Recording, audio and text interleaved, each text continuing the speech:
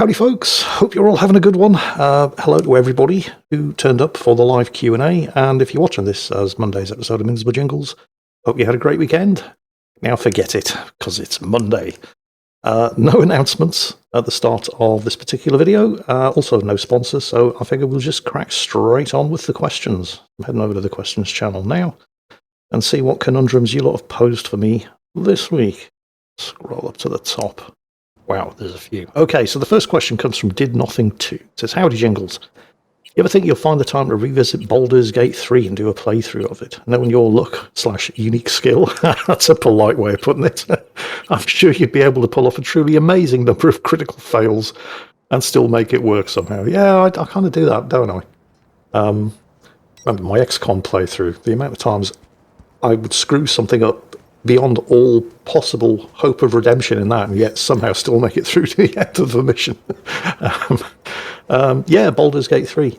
It's that would be, honestly, if I was to do a playthrough of Baldur's Gate 3, that series would probably be going for a year. I mean, I know there are ways that you can like get through the whole thing in a day if you know exactly what you're doing, but I don't know exactly what I'm doing. I mean, I have played Baldur's Gate 3. It is amazing, and I do love it.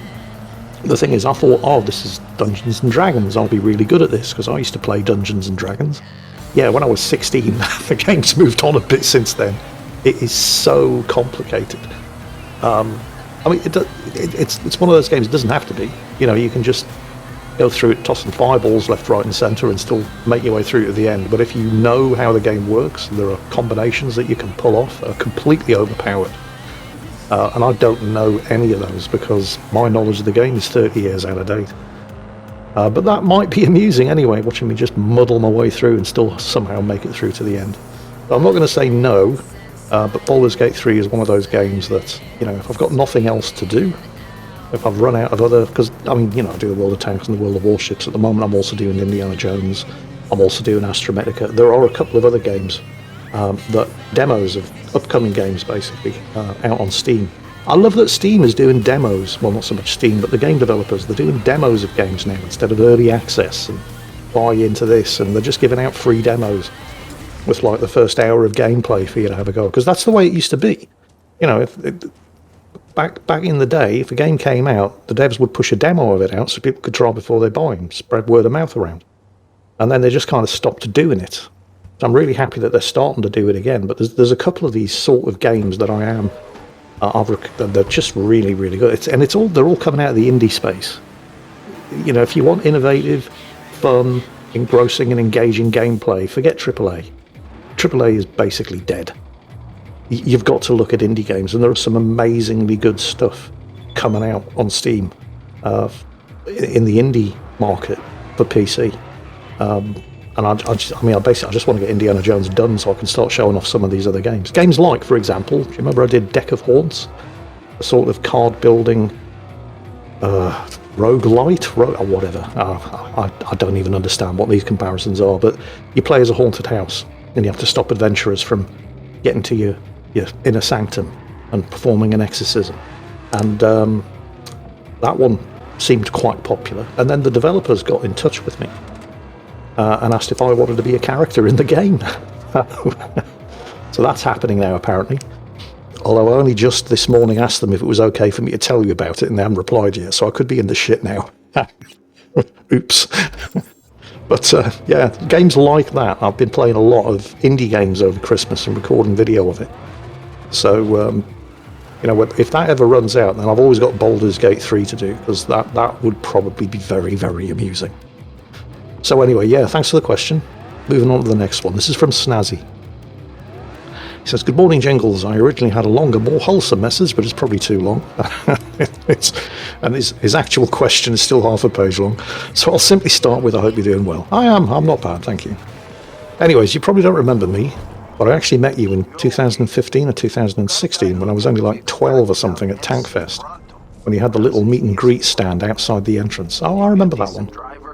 We briefly bonded over the Girls and Panzer movie and talked about its inclusion of the Centurion Mark I. That's right, yeah.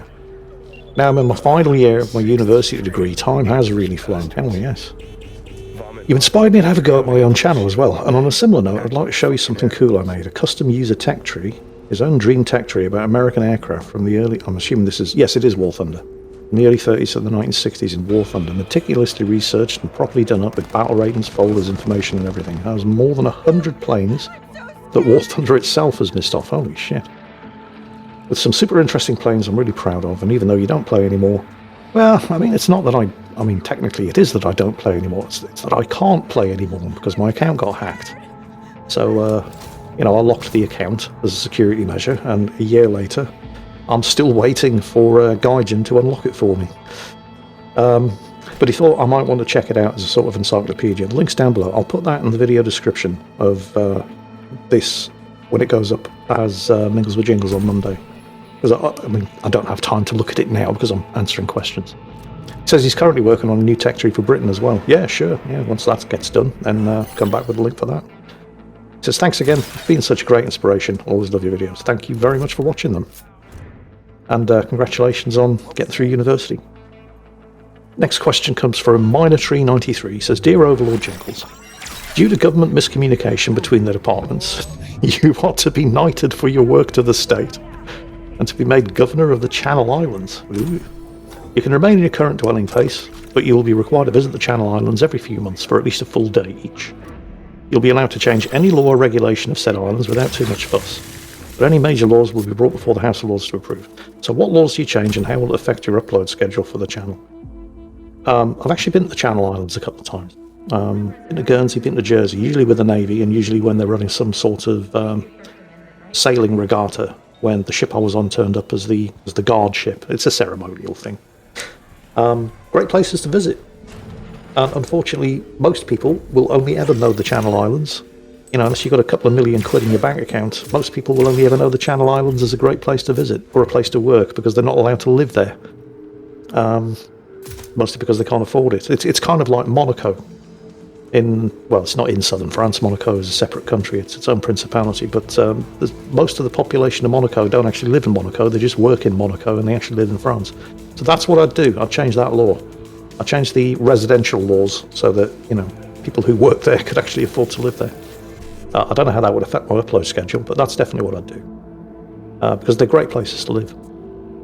Next question from NepNep. Greetings once more from the United States. Oh, NepNep, yes, of course. First question, is government-sponsored Royal Tank Lady Rita recording?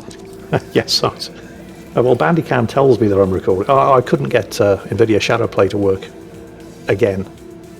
It will record desktop capture, but it doesn't record the microphone, so I don't know what's going on. It's probably been happening for a few weeks. I've been having to rely on Bandicam. Fortunately, Bandicam works.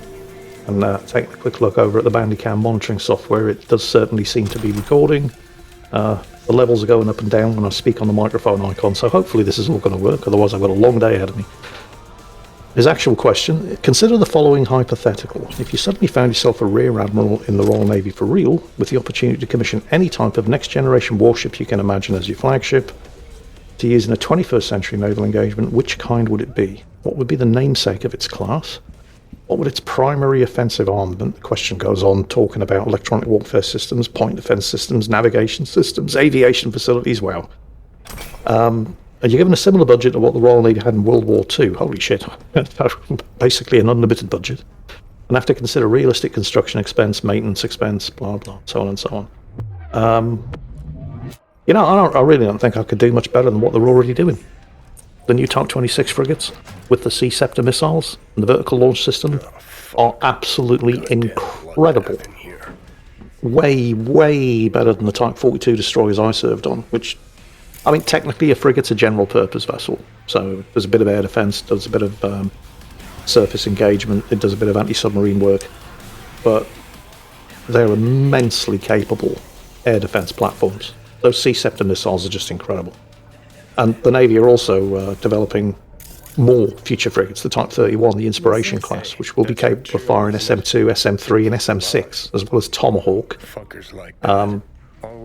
vertical launch, anti-submarine rockets. I don't think I could come up with anything better. I mean, for once the Navy have actually got all their shit in one sock, and they're designing good stuff. Like I said, I love the Type 42 air defense destroyers. They were just great ships to live and work on. but they badly needed replacing. Sea Dart was a great system in the 1960s. Well, that was 60 years ago. So, yeah, I mean, I really don't think I could come up with anything better than the new Type 26 and Type 31 frigates. I think they are definitely the way ahead, and the Navy's actually doing some good design. I watched there's a group called, not Growling Sidewinder, the Reapers, I think.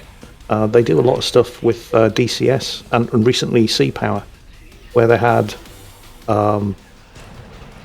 do a lot of these hypothetical battle scenarios, like who would win, US Navy versus the Chinese Navy around Taiwan, and who would win. And this one that they did had these Type 26 frigates with a British carrier and their F-30. Oh God, what's the new F-35s? I'm struggling to think of them. The new fighter that isn't an F-22 versus an American carrier group, and the Brits ended up losing, but not by much, because those Sea Scepter missiles are just incredible. They're really, really good. So yeah, I appreciate being given the opportunity to design my own future warships, but I think the Navy's actually gotten it right. And I couldn't suggest anything better than what they currently have or what they're currently planning. Next question from Basement Jesus. Dear Almighty Overlord, I do apologise if this comes off as offensive, but my knowledge of naval rank isn't the best. Oh, okay. Here's my question. You served 21 to 22 years in the Royal British Navy, yet it never seems you reached officer rank. How come, after serving that long, you never reached officer rank? Or if you did, why did it never lead to a command position? And the follow-up to that, depending on the first question, why did you choose to serve so long? Oh, and he's got a follow-up question here as well. The overwhelming majority of people who join the Navy not as an officer end up not being an officer. I mean, it's certainly possible, and I've known quite a few officers who did work their way up through the ranks, but you kind of have to be better than I was and have more ambition than I did. I really enjoyed what I did. I mean, I joined as a radio operator, and I've often told this story, but I wasn't very good at it, and I didn't enjoy it at all. Horrible, horrible, underappreciated job. When I actually joined the Navy, I didn't really know what I wanted to be. And I went to the recruiting office based on an advert that the Navy were running in the local newspaper, the Evening Chronicle, specifically asking for radio operators. And being young and stupid, I never stopped to think, why is it that, what's so bad about being a radio operator that so many of them are leaving the Navy and they desperately need to specifically recruit people for that branch? And then after a couple of years, I realised. So then I branch transferred to writer. It's like administration, and I loved it. It was great. And I was actually very, very good at it. And I was quite happy just doing something that I was good at, rather than, trying to maybe become a logistics officer and then finding out, actually, I'm not very good at that. I like being good at what I did. There's a certain amount of respect that comes with it. And certainly in my job, there was a lot of responsibility that a junior rate in any other department wouldn't get. You were trusted. If you were good, if you were at the very least competent as a writer, then there was a lot of appreciation from the command. And I really, really liked that. And so I was perfectly happy in the job that I had. Didn't see any reason to go any further. Why did I serve so long? Because I enjoyed it. I loved what I was doing. Plus, if you do the full 22 years, then you get a great pension. Best pension scheme in the world, because you didn't have to put any money into it. It was so good that just shortly before I left the Navy, they realised that it was way too good, and they shit-canned it and introduced a new pension scheme that you had to pay into and didn't give you as much of a return. Fortunately, I was a sort of legacy recruit, so they couldn't change my pension options because I'd signed up when I joined. It was the good pension. So they still tried to get me to change it. They gave me the option, but they had a pension calculator, and I had a look, and if I switched over to the new pension, by the time I hit age 65, I'd be £20,000 worse off. So yeah, no, screw that. I think I'll stay where I am, thank you. So when I left, I got an immediate pension, which is something like $750 to $800 a month, and that's free. I don't have to do anything, and I get that. I got started getting that the day I left the Navy, and then when I hit actual pension age, 65, it gets much bigger. So yeah, thanks. And I got that by, I mean, I would have still gotten a pension, but it's much better if you serve the full 22 years on what they call an open engagement. So yeah, I loved what I did. Didn't see any reason to move up, as it were, and I did the full 22 for financial reasons and because I was enjoying it and I was good at it. Oh, and this final question from Auroric78. Dear Jingles, what are the next 3 games you're going to play? I can tell you that right now. If you look at my Steam wish list. The Altars. I did again, another game that they actually did a demo of, where you're one guy on a hostile planet, and you have to basically operate your base to survive, but you can't do it by yourself. So there's tech there that allows you to create not so much clones, but alternate versions of yourself, where you took a different decision and your life branched off at some point in your past, giving you different skills that you don't have. So you create these different versions of yourself with the skills that you need to fix the next problem, but they're all different versions of yourself, and you're not necessarily going to get along with each other. So that is on my wish list. That's coming out first quarter 2025. Deck of Horns, which I already talked about. Sorry, you have an appointment? Again, not quite sure. That's coming out, I think, first quarter 2025. And another one that I have been playing, and again, it's an indie game, and there was a demo of it called Into the Dead: Our Darkest Days. I'm afraid that won't be possible. And all our spaces are currently has anybody played or watched videos of This War of Mine by 11-Bit Studios, the people that did Frostpunk? It's a sort of survival-ish game where you must have the wrong you're in a city in the middle of a civil war. I think it's kind of based around places like Mostar and Sarajevo from the wars in the former Yugoslavian states in the 90s. And you're just trying to survive. Trying to find food and water and fuel. Just day by day, just trying to survive to the next day. By going out and exploring and scavenging and trying to avoid the military and so on and so on. And this is basically that, but with zombies. It's the same thing, but you're trying to survive in a zombie apocalypse. It's a fantastic game. I can't wait to show you a video on it. But those will be my next 3. The Altars, Into the Dead, and Deck of Horns. And I haven't got anything to show you on the Altars, because so far there's just the demo, which came out sometime last year. But the other 2 are also available as demos on Steam. And I've played and recorded gameplay of them, and I can't wait to share it. Really, really good indie games. Next question. Tank 50 US. Oh, yes, the M1 Garand guy. And again, he has no update on the M1 Garand. Okay. Oh, you have to brace to potentially fight an eviction. Holy shit. Pulling in all the overtime he can in the event he has to go to court. Okay.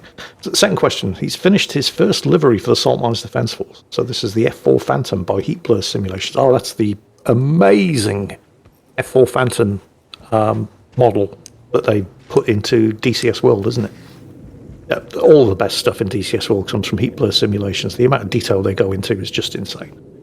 It's currently being processed by the ED servers, but as a bonus for the live listeners, and he's got a link, screenshots of the nickname Red 200. Just go to the DCS website, go to the user files, and again I'll put a link here in the video description when this goes up as Mingles with Jingles. He's saying for those listening afterwards, just go into the DCS website. So if you play DCS and you want to see this, go into user files, look up the Mighty Jingles. He's got more aircraft coming. The F5 Tiger II and the A4 Skyhawk. And finally, after discovering the show Chicago Fire, I have to ask, do you have any fond or funny memories of firefighting training from the Navy? Oh, I've got all kinds of memories of firefighting training, most of them not fond and most of them not funny, because it's bloody hard work. And they do try to make it as realistic as possible. Although I do remember at least one incident where one of the instructors accidentally managed to set himself on fire, and we had to put him out. It was back. See, right now they've got these fully purpose-built and very, very safe fire simulators at Whale Island in Portsmouth, where they can turn the fires on and off with the flick of a switch. You know, they're all gas fires, they're not fuel oil fires or anything. But back when I was in basic training at HMS Raleigh, the firefighting training that they did there was a lot more dangerous.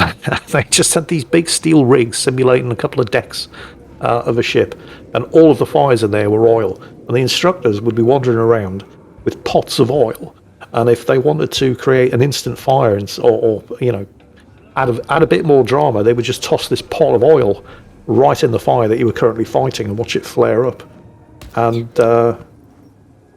there was one of the sides of the rigs had these as safety doors where you could just rush out, push them open and escape, and the wind took one of these doors and blew it open right at the point where one of the instructors was walking past outside, and the instructor who was inside with us, monitoring us as we were fighting this fire, was tossing a bucket of oil onto the fire,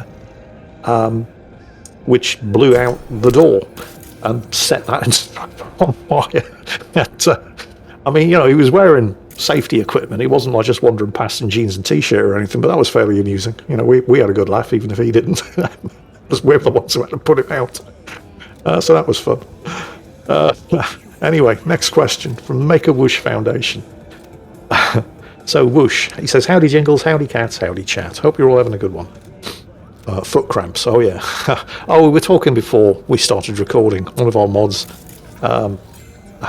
was lying in bed pushing out the announcement that this thing was happening in 2 hours, and accidentally he said it was happening in 1 hour, which led to Rita waking me up 2 hours before the Q&A, letting me know that it was happening in an hour, which I wasn't best pleased about, because the cats have been keeping me up all morning as well. And he was suffering foot cramps, which is the reason why he posted the wrong announcement. But anyway, the actual question, are you still looking for a series to watch? I'm not actually. I've got way too much to do. But he says he's just finished watching Pantheon, which I've never heard of, and it's really good. Starts as a cyber sci-fi spy adventure, and then, no spoilers, let's keep it at deep, dark, but digestible. It's animated, but not anime, more grounded than most. People keep recommending stuff. Now, I suppose I've only got myself to blame, because several months back I said I'm in the market. Once the Fallout show had finished, I was in the market for something else to watch. So people just keep recommending stuff, which is just, it's a good thing, because there's a lot of good stuff out there that I'm not aware of. This is probably one of them.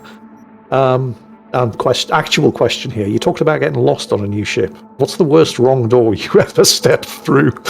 Any unexpected volunteering, well-timed mix-ups, or wishing to unsee thing? I think it's not the most embarrassing, shouldn't have walked through that door moment that I've heard of, and I'll tell you about that after this. But the dumbest thing I ever did, when I was a radio operator on HMS Brazen, you're sitting there in the communications office and signals are coming in all the time, and anything that's given a precedent, okay, I need to explain it. All these signals have what's called a precedence, and that indicates how important they are, how quickly they need to be seen by somebody. So the vast majority are routine, which means it's fine, just rip the signal off, stick it in the reading log, and then various different officers and chief petty officers and whatever have to come into the communications office every day and read the daily signal reading log. The routine signals go in there. The next highest precedence is priority, and then you've got immediate, and then the highest precedence is flash, which has to be seen by whoever it's meant to be seen by within 5 minutes of it being received on board the ship.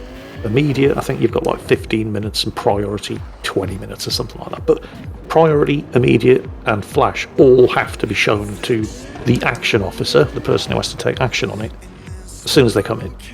So we got a priority signal for the attention of the Marine Engineering Officer, who's a Lieutenant Commander. I can't remember his name. Lieutenant Commander Jeff Coate. I think he finished off as a Rear Admiral.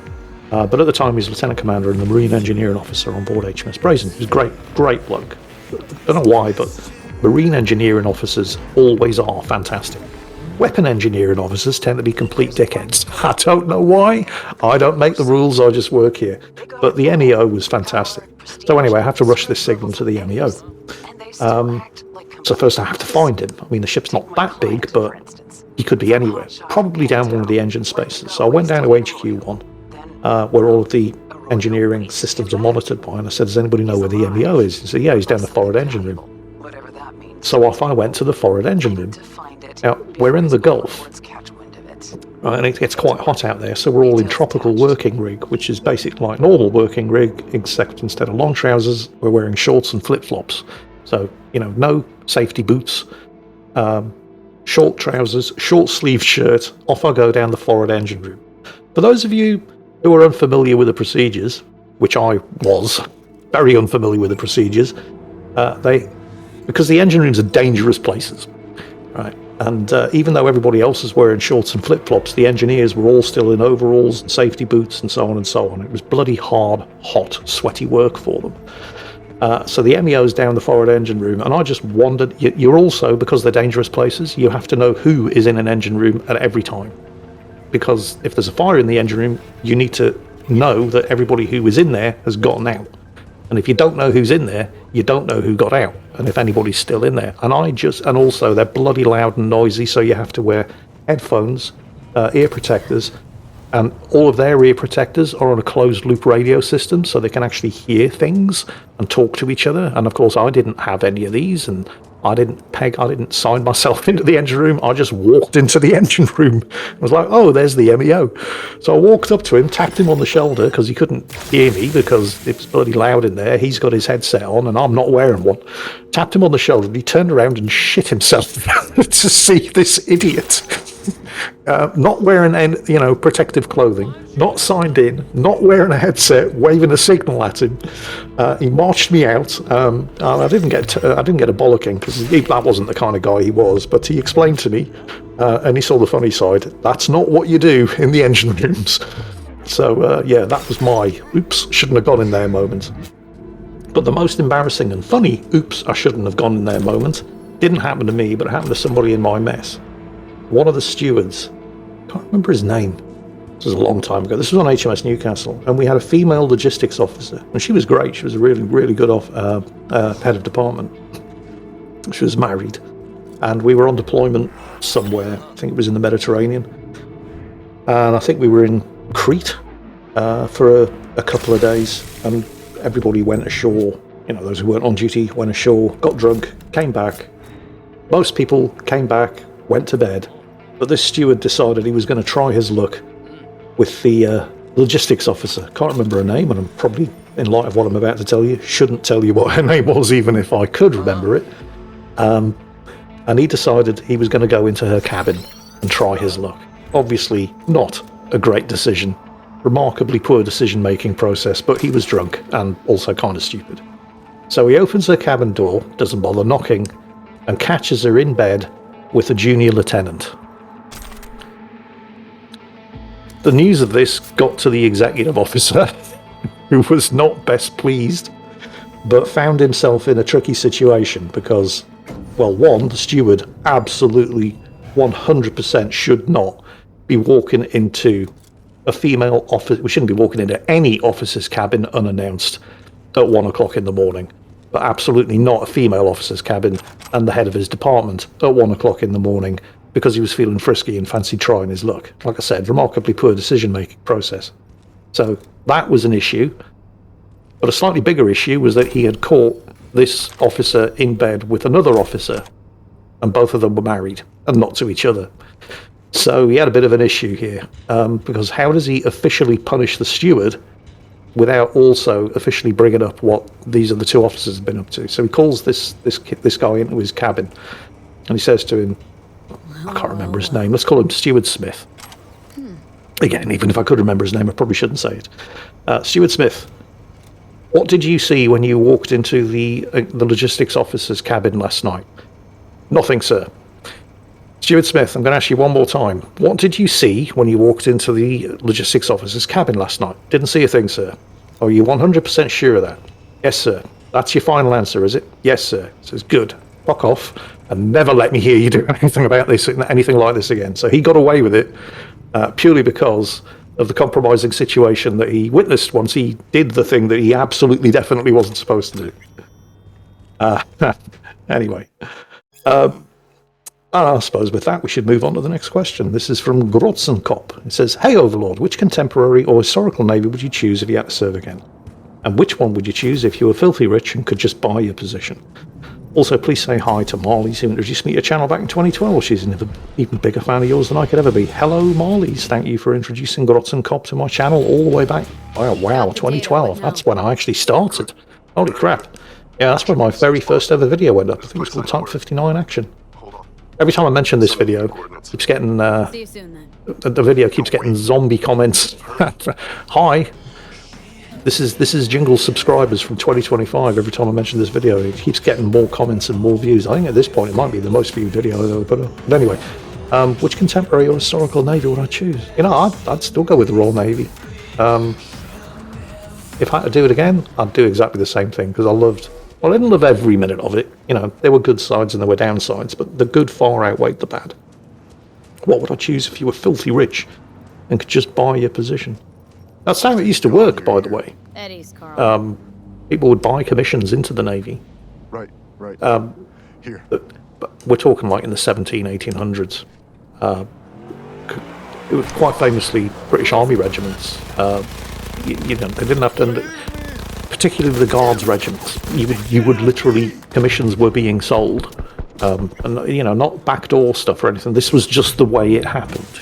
You were filthy rich. You would go and, like the eldest son, for example, in a rich family would tend to buy a commission in a Guards Army regiment, and then slightly less prestigious would be a commission bought in the Royal Navy. And then the youngest and usually least valuable and idiot sons in a royal family would enter the priesthood. They were all Father Dougals. But yeah, that's how it used to work in the Navy. You would buy your position, and often you'd start off as a midshipman. You join the Navy as a boy midshipman at like the age of 12 or something. There were a couple of them. Served at the Battle of Trafalgar. If you ever watch the movie Master and Commander, there's a young midshipman in that. And people say, oh, that's absolutely ridiculous. And no, that's actually what would happen. That's absolutely 100% the way it would work. But yeah, if I had to do it all again, I would still choose the Royal Navy. Because it was amazing. And I loved every minute of it. Next question from Godpain. Hey, almighty Salt Overlord. Yes, I am recording. Yes, I'm sure. Will I be visiting other museums in Europe, like the Panzer Museum in Munster?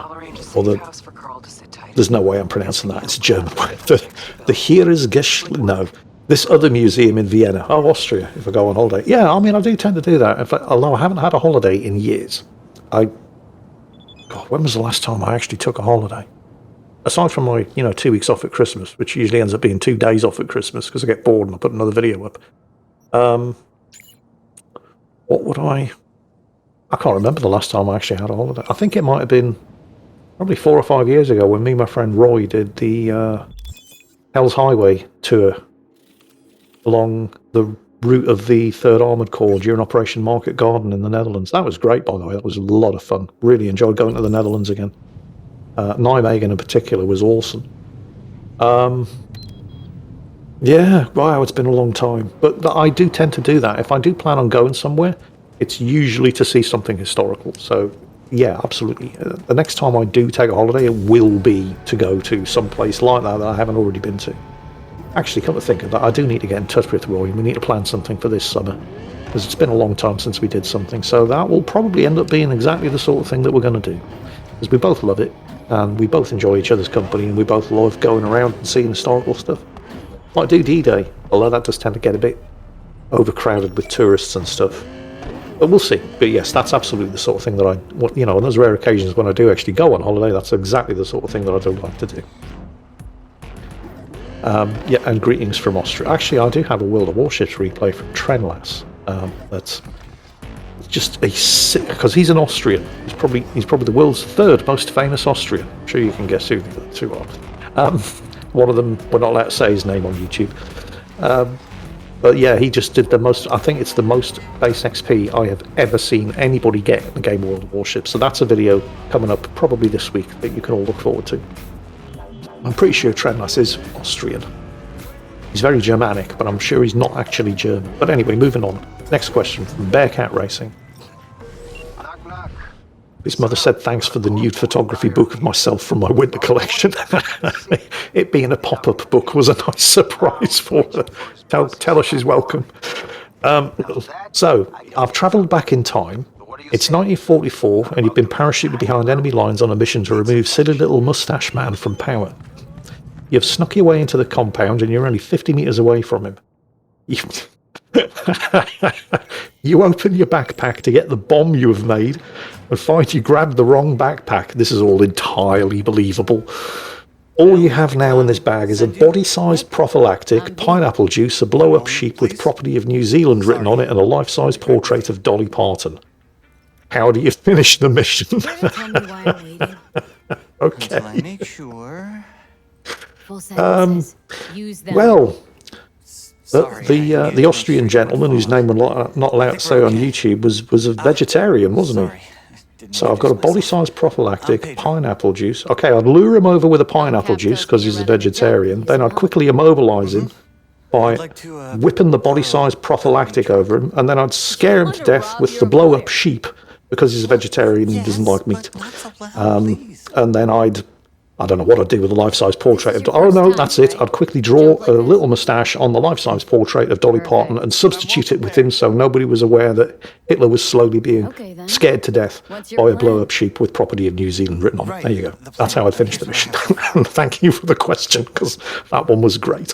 Our target is an automated wow, that's some quick thinking. transport called Okay. AV thrusters. The next one comes from the Steel Drummer. Daily via a randomizer. Yes, I am recording. Oh, this joke is never going to get old. Well, it shouldn't have. It's funny because you keep asking it. So, okay, that's fine. It's I'll good. stop the truck first and then breach To the system. question. Where do I Did you watch the video They'll be Forgotten there waiting already. Weapons? Oh, yes, that's Follow my right. instructions to steal. About the yomp that Ian McCullum took in the Where should I Falklands. wait for the truck? That did pop up in my Kenwood Cafe. recommended videos feed because I'm Truck should subscribed to drive him. by around 5 Also, PM every day subscribed for to the him on next 3 Floatplane. days. I haven't actually gotten around to watching it yet.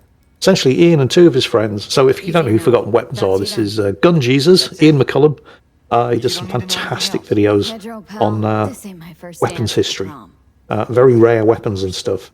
Remember, And he and two of his friends Kenmore recreated the Cafe, infamous 60-mile intersection cross-country 5 march of o'clock. 4-5 Commando from San Carlos to Port Stanley during the Falklands War, except they did it during summertime. Yeah, that's probably, even though they did it in the summer, that probably wasn't fun. Because the Falklands, I don't think there's a single tree in the Falklands Islands. So there's nothing to stop the wind. And it gets very, very windy down there. And even in the summer, it's cold. Although 4-5 Commando did it during the winter and they were getting shot at, so it's probably a bit harder. But still, it couldn't have been pleasant. But I do need to watch that video. And if you guys don't watch Forgotten Weapons, you really do need to. He does some incredible videos on some of the most amazingly obscure and unique historical weapons. And he does the modern stuff as well, but the historical stuff is what he was known for. But yeah, I do need to actually watch that, so thank you for the reminder. Mr. E says, got a monthly update and you're asked for us, eagerly awaiting the World of Warplanes video. Yeah, never going to happen. I thought you were going to say War Thunder there, but no, World of Warplanes is even less. I can play World of Warplanes. I can't play War Thunder, and I'm still not doing another video on it. I mean, I think Wargaming have even given up on that game. They're still running it, but it's basically a zombie game at the moment. Next question from Yamatogtu. What's your most favourite accurate World War II movie? And what's your most favourite not accurate World War II movie? That's a good one. Most favourite accurate? Well, I don't think there's such a thing as a 100% accurate Hollywood World War II movie. But I'd have to say The Longest Day is probably the top of my list. This thing came out, I think, in the 60s? Yeah, 60s. Shot in black and white, and it was all about D-Day. So the whole movie was just the D-Day landings from the paratroopers being dropped, and the fake paratroopers being dropped up in Calais to make the Germans think that, you know, something was happening behind their lines up there. All of the deception plans, the whole invasion, the beaches, storming ashore, capturing the bridges, the whole thing. And the cast, there'll never be another movie made like that. Every major Hollywood star was in it. It was Sean Connery's first acting role. He was one of the British soldiers coming ashore on Gold Beach, jumping out of the landing craft. And the first line that he ever said in any movie was when he jumped out of this landing craft, the water was so deep it came up to his neck, and he said something like, "Bloody hell, I've only just got ashore and they're already trying to drown me." So I just kick back, soak in the So that was the first movie that Sean Connery ever appeared in. They had John Wayne, Robert Mitchum, a whole bunch of other people who most of the people listening to this have probably never heard of because they're too young, but it was an incredible movie. And unlike a lot of Hollywood movies then and since, they actually got German actors to play the Germans. They're starting to do that more these days. Pedro. I remember, I can't remember one of the one of the Tom Cruise Mission Impossible movies. There was a Norwegian nuclear physicist they needed to trick into giving up a secret, and it was an actual Norwegian actor, and the only reason I knew that was because a couple of days earlier I'd actually watched a Norwegian movie starring this guy. It was all, you know, obviously it was in Norwegian, it was with subtitles. It was about, it was actually a pretty good movie, it wasn't bad, about like the sound of a mountain that falls off and falls into this fjord and generates a tidal wave that destroys the town at the other end of it. Very, very good movie, by the way. I can't remember what it was called. You can probably find it from the description. But I thought, hang on a minute, that guy is an actual Norwegian actor, because I'd seen him in this movie just like a week before. But they did that in The Longest Day, and I mean, most of the time since, any big Hollywood war movie, like you watch, for example, The Battle of the Bulge, and they're all American and British actors playing everybody, even the Germans. But The Longest Day, I think I just knocked the microphone there. I hope that doesn't ruin the recording. But yeah, The Longest Day. Oh god, I'm really going around a long way to answer this question on it. But yes, my favourite accurate World War II movie would be The Longest Day, for all the reasons I've just gone into. My favourite inaccurate World War II movie would probably be Inglourious Bastards, because Quentin Tarantino just doesn't give a shit. But he doesn't give a shit in the most glorious way possible. I loved that movie. I probably shouldn't say why it's inaccurate, because that would involve spoiling the end for those of you who haven't seen it yet. It's just so gloriously stupid. It's fantastic. So yeah, it'll probably have to be Inglourious Bastards. How are we doing for time? Oh, I think we're going to have to make this one the next question. Next question? Well, obviously it's going to be the next question. We'll have to make this one the last question. So this comes from Dusty. Hello, Jingles. I'm sure you mentioned how you play Civilization. Are you excited at all for the upcoming Civ 7? Oh, yes, definitely. I plan to kiss my life goodbye when that one comes out. Coming out in less than a fortnight. Cheeky side question. What Civ game is it you started the series with? Civ 3 here. I am proud to say that I first started playing Civilization with Sid Meier's Civilization on the Commodore Amiga 500. A very, very long time ago. And I've played every installment in the series since. I've played the offshoot games like Sid Meier's Alpha Centauri, which I also loved. I love this game series. It chews up my life like no other game I have ever played.